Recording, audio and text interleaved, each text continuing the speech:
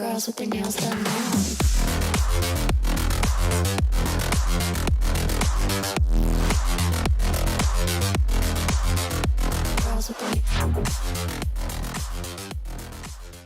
This episode of HTM Tech is brought to you by Rogue Energy.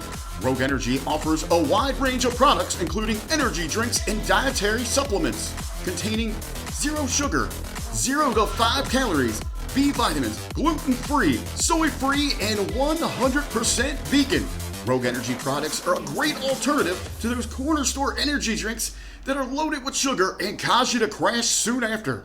Head over to rogueenergy.com where viewers of HTM Tech can get 10% off any order placed. Not just your first order, but any time you order. Just use offer code HTM Tech at the checkout to get your discount on one of the hottest energy drink brands on the market. Hey, don't take our word for it. Try it for yourself today. Hey guys, Joe the Tech Guy back here for another episode of HTM Tech. Make sure you hit that like and subscribe button there. That'd be great. I appreciate everybody who has been tuning into the channel so far and enjoying the content.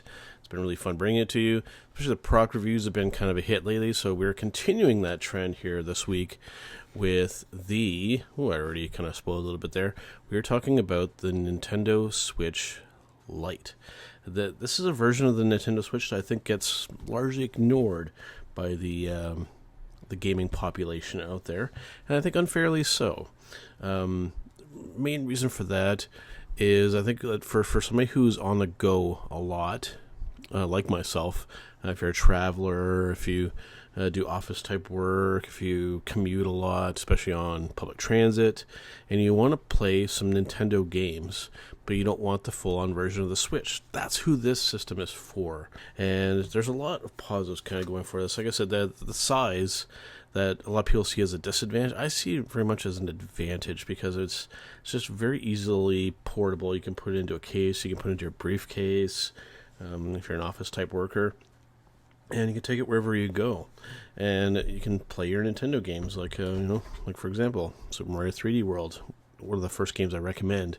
If you get any version of the Nintendo Switch, always one of the first games I recommend for anybody getting into that realm. But yeah, just portability-wise, really, really tough to beat. And what's interesting about this is that it does have the smallest screen of any of the Nintendo Switches, which again is something that a lot of people see as a negative. Of course, you would always want a bigger screen, at least you would think so. But what's very interesting, because if you know anything about resolution with screens and whatnot, if you have a large screen at a certain resolution and you have a smaller screen at that same resolution, you actually have more. In this particular case here, well, I mean, in any case, like I said, if both screens are the same resolution, the smaller screen actually has the crisper image, believe it or not. So compared to the regular version of the Switch and the Switch OLED even, this actually has technically more pixels per inch because it is the same resolution but a smaller screen, so the games look absolutely fantastic on this. Like Super Mario 3D World, any of the first-party Nintendo games, even some of your favorite indie games.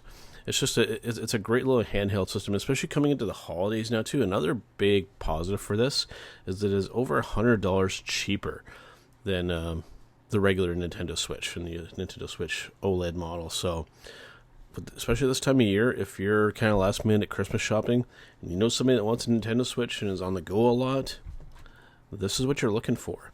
Now, having said that, there are a few drawbacks to this guy here. And I do mean a few, and they're nitpicks really more than anything else. The big thing, of course, is that it is a game system that if you're used to using a controller that has some kind of like haptic feedback or rumble feedback when kind of something happens, the system does not have that. So that's the type of thing, if that's a game breaker for you, which it really kind of shouldn't be in this class of gaming device, then maybe something that you don't want to look into. And the other thing as well is that it is just a handheld system. It cannot be connected to a TV or an external display or anything. It is just a handheld system. Which, again, in my personal opinion, because I just mainly want something kind of on the go to play a few games to kill some time and stuff like that, absolutely perfect. Is it something you want as your main game console? Probably not. I mean, there's a lot of great alternatives out there, the Xbox, the PlayStation, the full-on Switch, but I will say that if you're just looking for a great little gaming system on the go that's still very, very capable and plays all of your favorite Nintendo games, with the exception, another kind of downside I do need to mention, is that any games like Mario Party, Nintendo Switch Sports, and whatnot, you're not going to really be able to play them on this. You will have to connect some external Joy-Con controllers, and that's kind of going to be a bit of a weird experience playing that on such a small screen. So pretty much a no-go for any games that do require the motion control, which is a relatively short list. Very, very short list. So you're going to be able to play the majority of your Nintendo Switch games on this on the go, which I think is a great, great thing. If you're, like I say, if you're a traveler, office worker, somebody who commutes a lot, you really can't go wrong, in my humble opinion on that. So yeah, I definitely recommend it. If, like I said, looking for somebody that wants a Nintendo Switch come close to the holidays and you're on a bit more of a budget, very, very good choice. The other thing that I want to kind of mention, just a little bit of a news item coming out of the video game industry, especially coming out of the Video Game Awards, which had very kind of mixed results there, rightfully so. It does look like that E3, something that was really, really cool for gamers, year in and year out. We would see new games and stuff revealed, new consoles, all the major players in the video game industry, developers, and companies that make the hardware all together come to the same show. It does look like E3 is unfortunately no more. Just the type of thing, especially coming out of COVID, and then just a lot of other factors at play. Unfortunately, E3, which I always really, really loved, is no longer something that we're going to have in the games industry, which I think is kind of sad. But who knows? Maybe something in some other form will come along.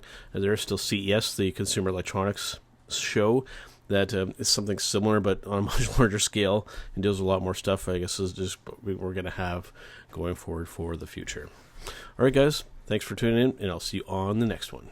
HTM Tech is brought to you by Microplay, located at 265 King George Road in Brantford, Ontario, Canada, for all of your video game and collectible needs.